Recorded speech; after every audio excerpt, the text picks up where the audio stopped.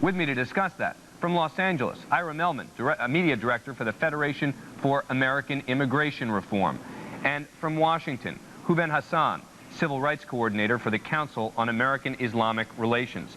Thank you both very much for joining us. Mr. Melman, let me start with you. Do we need to target these 115,000 Middle Easterners here illegally? We need to find all the people who are in the country illegally, but particularly we should be looking at those people who come from countries that have shown they have a history of sending people to the United States who mean to do us real harm. This is a very significant threat to our national security. Which As country? we found out on September 11th, these are countries in the Middle East that have a history of supporting terrorism.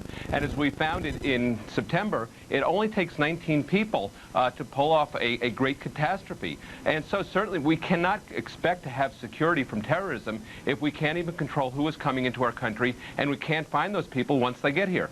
Hubben Hassan, why doesn't that make sense? I mean, if we know where these terrorists came from, and we know which countries in particular have a unique hatred for the United States, why shouldn't those countries be singled out when it comes to illegal immigrants?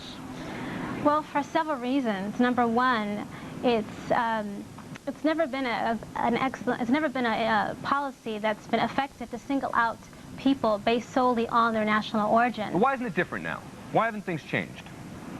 Well, things haven't changed. The vast majority of people from the Arab countries or Muslim countries that are living in the U.S.